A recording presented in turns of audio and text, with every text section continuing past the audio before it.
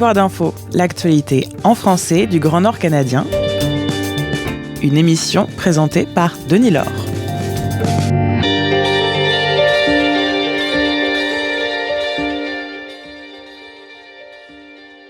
Bonjour tout le monde.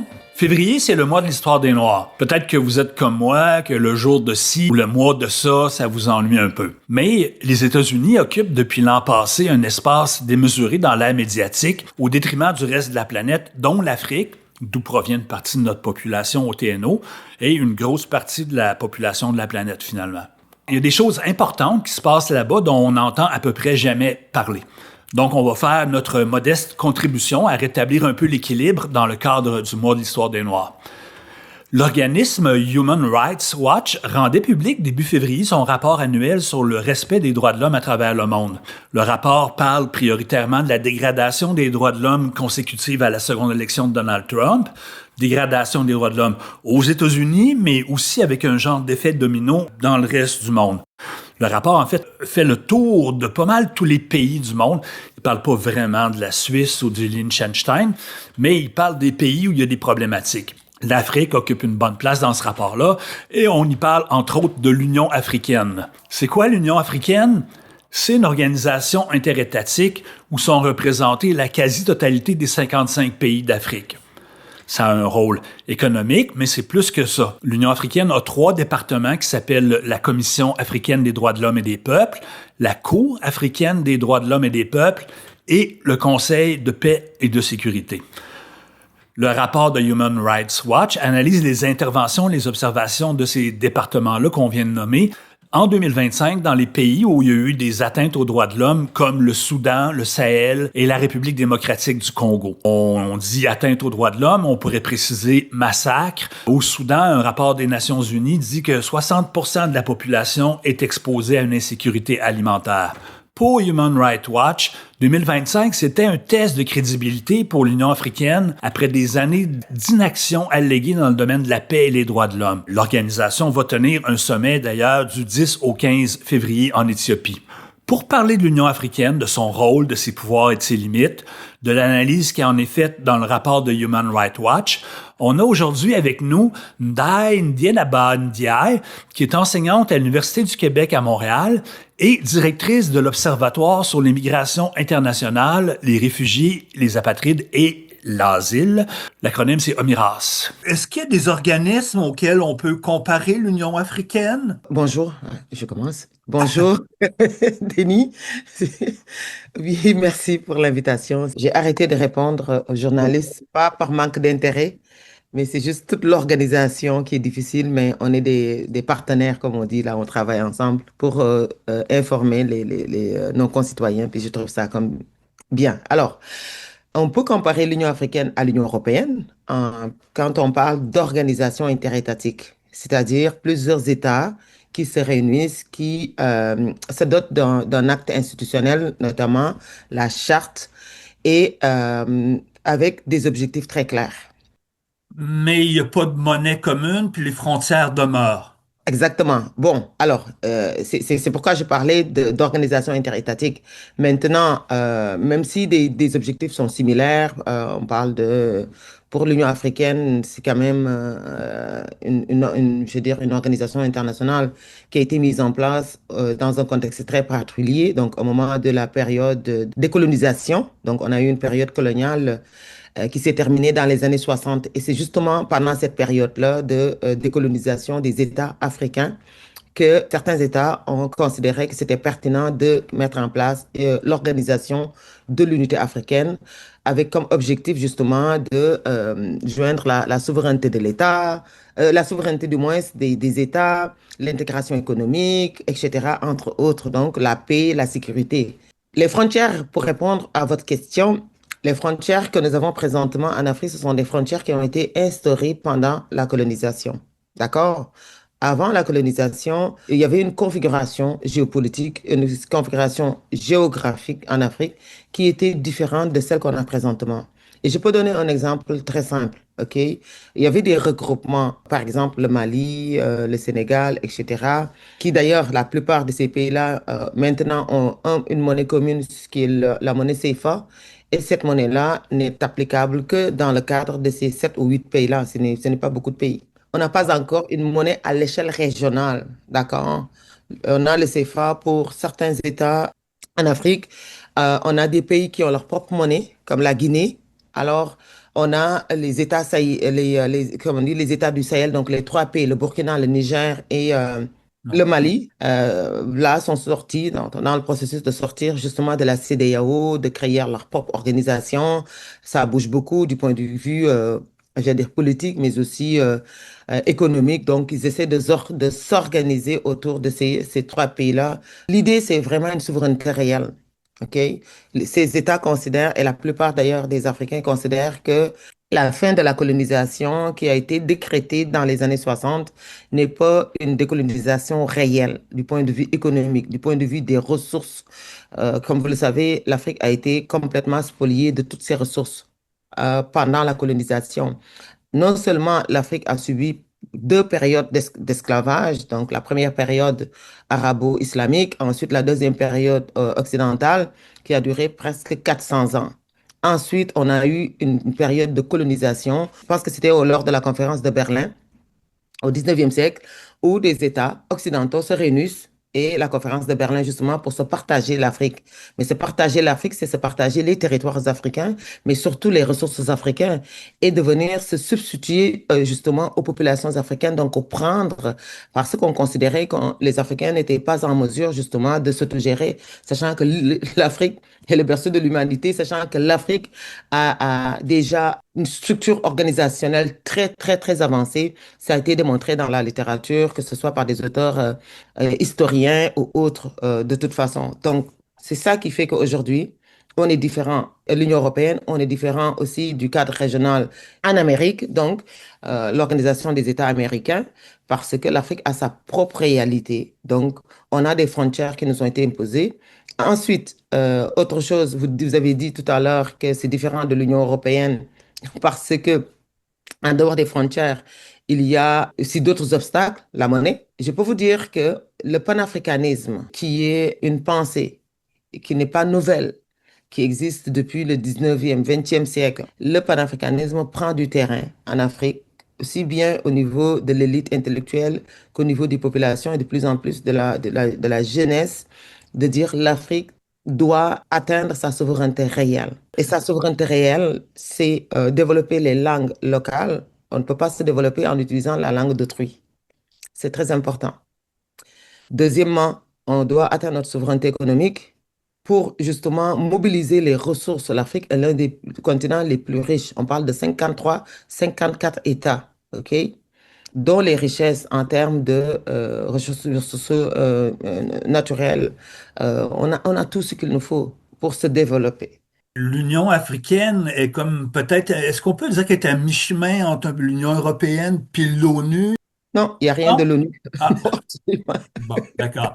Et l'Union africaine est dotée d'une armée aussi, non? Alors, on n'est pas un État fédéral comme l'Union européenne. L'Union européenne n'a pas son armée comme Non. un État. Mais l'Union africaine, comme l'Union européenne, il y a ce qu'on appelle des organisations militaires qui interviennent en cas de conflit. On a vu avec la Somalie. Alors, l'Union africaine mobilise justement des militaires, des forces policières, etc. L'Union africaine le fait avec l'Union. Je comprends quand vous dites est-ce qu'il y a quelque chose de l'ONU au niveau de l'Union africaine? Parce C'est que l'Union ça. africaine, quand ça vient le moment de déployer des forces, le fait généralement avec l'ONU. OK? On n'a pas cette autonomie-là de déployer des forces militaires dans les conflits, même en Afrique, que ce soit au Soudan, que ce soit au niveau de la RDC, etc. Il y a un développement, vous me dites, du panafricanisme. En même temps, simultanément, les différents pays à différents niveaux, j'imagine, tiennent à leur pouvoir, leur autonomie face à l'Union africaine. Comment ça se passe, ces limites-là? Étant justement une organisation interétatique, il y a les États conservent leurs compétences dans plusieurs, notamment, parce qu'on parlait tout à l'heure de forces militaires, donc les États sont dotés de leur armée, etc. Il y a une certaine autonomie par rapport à plusieurs, que ce soit au niveau géostratégique, géopolitique. On a l'Union africaine qui, justement, est en train de créer cette unité-là pour constituer une belle organisation permettant de dialoguer avec l'Union européenne, avec le reste du monde et surtout servir d'interlocuteur quand vient le moment de prendre des décisions au niveau international, au niveau de la communauté internationale. On sait ce qui se passe présentement, la polarisation qui existe au niveau de toute la communauté internationale, donc des regroupements, les gens se réorganisent en quelque sorte. Le multilatéralisme est en train justement de prendre un peu de recul et l'Union africaine doit se positionner, mais peut se positionner.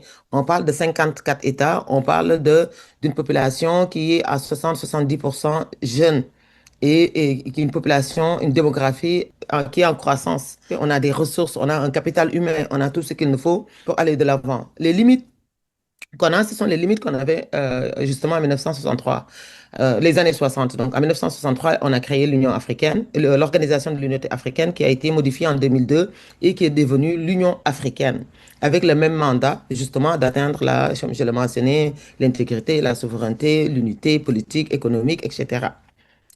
Les limites, c'est que les États, je ne peux pas dire que les États font du protectionnisme, mais je peux donner un exemple qui rentre dans mon champ d'expertise, qui est la mobilité humaine.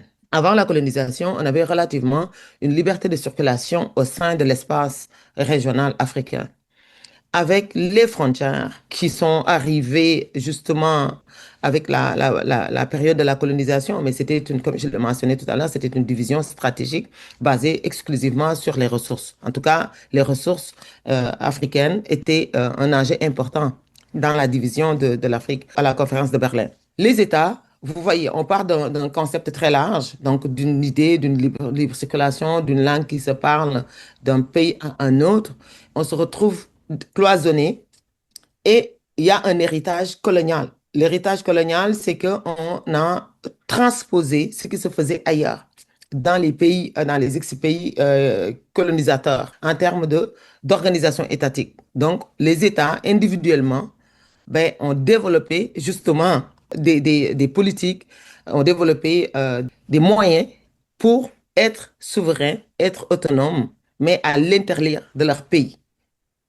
C'est quand on parle de limites. Parce que si les États africains s'ouvraient un tout petit peu pour aller vers l'unité africaine, ben on peut justement atteindre l'objectif qui a été décliné en 1963, notamment d'avoir un continent solide, avec des ressources solides, avec un capital humain solide, de l'expertise, des compétences, etc.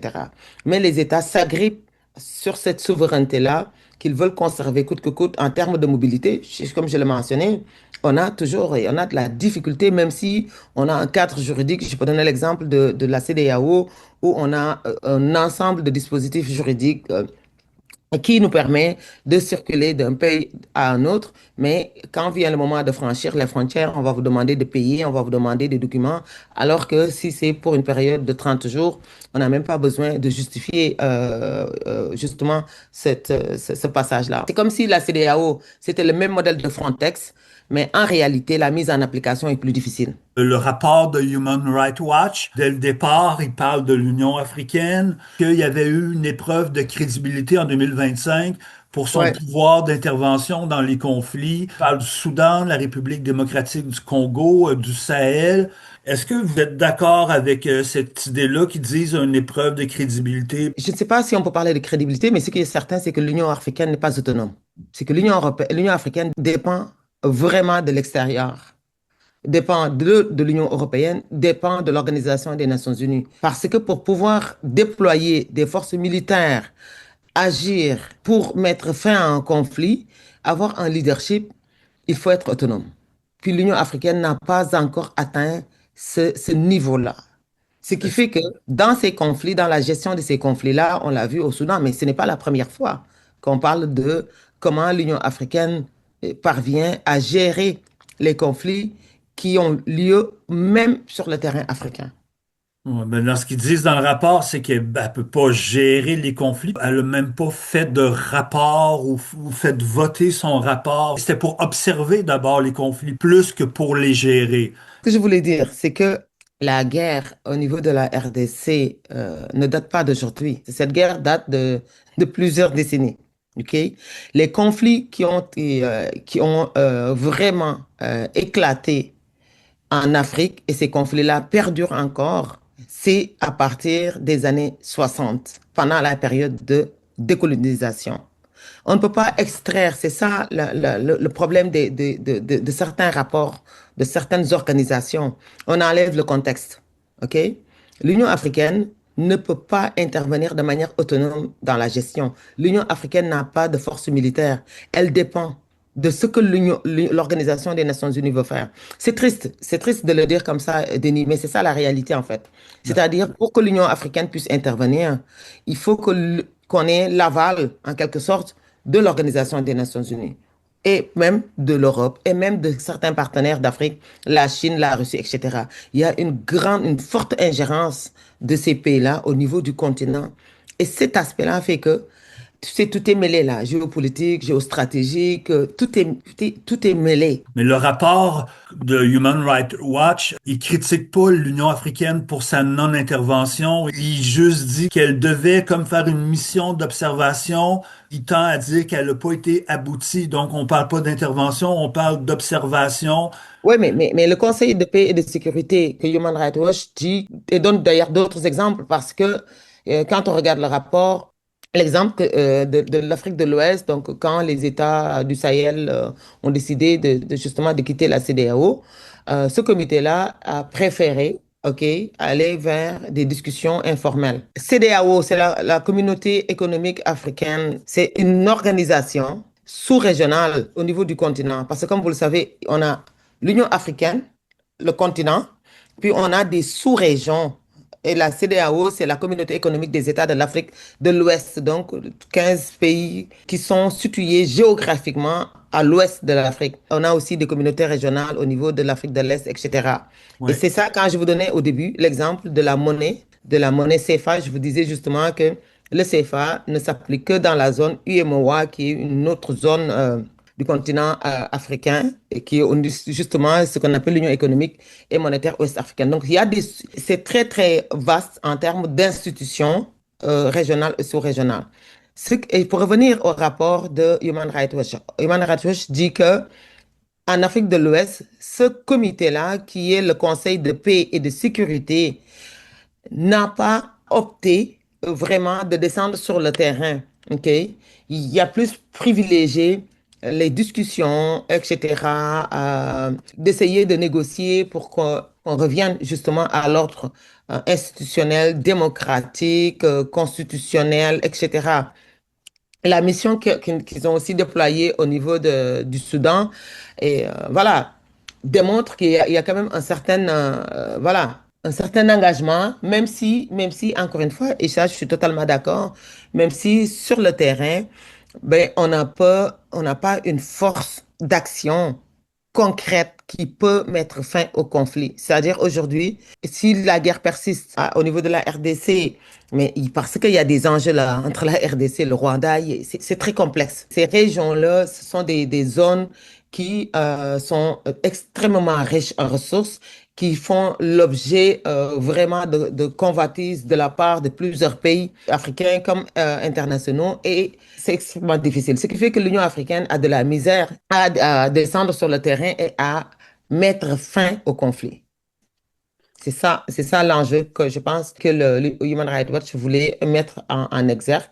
C'est justement que l'Union africaine, c'est une belle organisation, c'est une organisation qui est récente, qui a des objectifs. On a l'agenda 2063 donc on va fêter le centenaire, donc l'anniversaire de l'Union africaine dans quelques années, avec comme finalité de créer cette unité qu'on n'a pas pu réaliser, une souveraineté économique, une souveraineté politique, etc., etc. Donc, le développement durable, les droits humains, l'égalité, l'accessibilité aux ressources, le respect des droits fondamentaux, notamment la santé, l'école, donc les besoins de base qui manquent dans certaines régions en Afrique. Vous croyez que l'Union africaine peut encore se développer et arriver à un stade où elle peut aider au respect des droits humains? Mais je pense que on n'a pas le choix. L'Union africaine n'a pas le choix. C'est-à-dire, C'est cette organisation-là qui peut jouer un rôle au niveau elle, elle n'a pas le choix. L'Union africaine doit aller vers la réalisation de son mandat et de ses objectifs initiaux. Présentement, comme je le dis, l'Union africaine n'est pas en mesure de régler les conflits. Mais ce ne sont pas des conflits récents, ce sont des conflits qui datent de 60-70 ans. Ce sont des conflits qui datent de 50 ans, des conflits qui ont éclaté avant les années 60 ou après les années 60. Et l'Union africaine n'a pas été en mesure. Si vous regardez les réfugiés au Congo, vous allez voir des camps de réfugiés qui sont là depuis 30 ans, à ciel ouvert.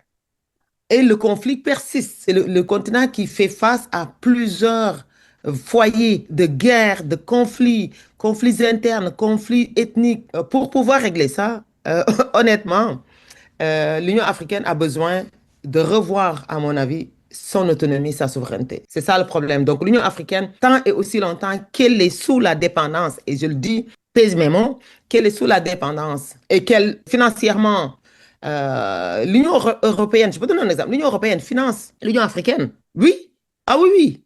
Notre siège, le siège de l'Union africaine a été financé par qui? Ce ne sont pas les Africains qui ont financé ça.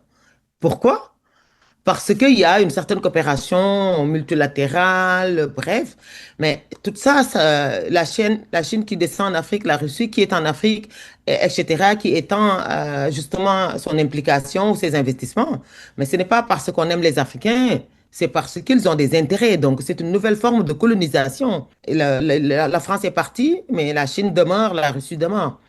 Quand je parlais tout à l'heure de panafricanisme, c'est de dire que vous soyez chinois, russe, on est très ouvert. Le monde, il est comme ça, là. On a besoin des uns des autres, on a besoin de collaboration, on a besoin de partenariat. Par contre, et là, c'est important, les jeunes considèrent que l'Afrique a tout ce qu'il faut, tout remplit tous les indicateurs pour juste se développer et établir des partenariats win-win avec les autres pays ou avec les organisations internationales. Et tant et aussi longtemps qu'on n'arrive pas à cette étape-là, on ne pourra pas régler les conflits. On est toujours dans les discussions, on n'a pas vraiment un vrai levier ou de faire descendre 20 000 personnes africaines, de forces africaines sur le terrain pour mettre fin à un conflit ou faire descendre 100 000 personnes. Non, on n'a pas encore ça, malheureusement. Il y a des initiatives. On fait ce qu'on peut. Je dis on en parlant de l'Union africaine. Ils font ce qu'ils peuvent en fonction de ce dont ils disposent. Mais l'Union africaine est critiquée fortement parce qu'elle dépend des autres. Mais elle n'a pas le choix. C'est un peu ça que vous me dites. Elle a besoin de l'Union européenne, elle a besoin Elle de a le choix. l'ONU. Puis, Elle a le choix. Elle a les ressources qu'il faut. Elle a le choix. Elle a les ressources, toutes les ressources naturelles. On a tout ce qu'il nous faut. Avoir un pouvoir politique, une ferme volonté de réaliser ces objectifs-là. Et ça passe par l'unité africaine. C'est-à-dire, tant aussi longtemps les États gardent leur souveraineté, on n'ira pas très très loin non plus. est-ce qu'il faut que les pays membres de l'Union africaine lui cèdent une partie de pouvoir pour qu'elle soit plus forte? À l'état actuel, je ne pense pas que ce soit nécessaire qu'on lui donne le mandat. Même le fonctionnement de l'Union africaine est problématique. Ils n'ont pas de financement. Eux-mêmes, ils sont financés par l'extérieur. Il n'y a pas de financement qui vient des pays membres. Si, il y a du financement, les États membres cotisent. Mais le problème qui se pose, c'est qu'il n'y a pas d'autonomie financière. Ils dépendent encore de l'Union européenne, dépendent encore de leurs partenaires. C'est ça l'enjeu. Donc, ce n'est pas une question que les États vont laisser ou vont partager ou léguer une partie de leur souveraineté. Non. Le jour où les États africains, les autorités politiques, les gouvernants comprendront que l'Afrique a le potentiel. Ça a été déjà démontré dans la littérature. On a Cheikh Anta Diop, Frantz Fanon. On a tous des auteurs, on a toute une pensée justement panafricaniste qui postule que pour y arriver, il faut passer par l'unité africaine, avoir une organisation fédérale avec des États fédérés, certainement, mais avec des objectifs qui nous permettent d'aller de l'avant, de pouvoir créer notre autonomie financière, notre crédibilité, dégager, développer tout est là. Tout est là. Il faut juste, comme je dis, c'est le capital humain qui prend les décisions, qui doit se réveiller, à mon avis, et de se dire, non, basta, on n'a pas besoin d'aller chercher. On a des ressources, il faut qu'on exploite, il faut créer du développement à l'intérieur, créer des entreprises, donner du travail à ces millions et ces millions de jeunes-là qui de plus en plus vraiment ont de la misère et traversent justement les frontières pour aller chercher du travail ailleurs, alors que l'Afrique a besoin de main-d'œuvre justement pour se développer. Voilà. L'Assemblée générale annuelle, qui est, je pense, dans une semaine, est-ce qu'il y a des dossiers que vous surveillez? Ouais, mais moi je serais justement parce que je me dis que et de plus en plus les diasporas, donc l'inclusion des diasporas africaines. Moi cette partie-là, ça m'intéresse beaucoup en dehors du fait que la mobilité est encore, il y a beaucoup de limites dans la réalisation de la mobilité, alors que la circulation fait partie d'un des objectifs justement de l'Union africaine et de la sous-région ouest africaine et d'autres. Je peux citer d'autres exemples. Moi, je veux voir comment l'Union africaine, comme je le dis, il y a un début là. Je ne suis pas en train de vous dire il n'y a rien qui est fait. Je suis en train de vous dire que je pense que l'Union africaine néglige ces diasporas. Je pense que l'Union africaine devrait davantage mais mobiliser plus ces diasporas, l'expertise, les compétences. De plus en plus, les diasporas contribuent. Vous le savez là, les diasporas, les contributions financières des diasporas dépassent même parfois les PIB, l'aide au développement de l'Union européenne. Là, vous parlez de migration interrégionale d'un pays d'Afrique à l'autre. C'est un peu, quand vous parlez de Ouais, diaspora, de oui, tout, de tout. Les diasporas, ce sont les ressortissants africains qui vivent hors de leur pays. Donc, que d'origine. ce soit en Afrique d'origine, que ce soit en Afrique, que ce soit en Occident. Et ces diasporas-là sont tellement structurées et ont acquis des compétences à l'international, que ce soit des compétences techniques, pédagogiques, etc. Et qui, à mon avis, l'Union africaine devrait réfléchir comment mobiliser ces diasporas-là, pas seulement financièrement, mais les compétences, l'expertise technique, on l'a vu avec l'Inde, avec la Chine. On le voit avec plusieurs pays, donc ça, on parle de fuite des cerveaux. L'Union africaine devrait, à mon avis, mobiliser vraiment donner de la place à ces diasporas-là au sein de l'Union africaine pour pouvoir impulser ce développement-là parce que c'est extrêmement difficile là. C'est très, très difficile en termes de droits humains, de droits de la personne, là, comme on le dit ici au Canada. Que ce soit l'égalité, les violences, les viols, c'est extrêmement pénible. Voilà. Territoire d'info, l'actualité en français du Grand Nord canadien. Une émission de l'initiative de journalisme local financée par le Consortium des médias communautaires de langues officielles en situation minoritaire.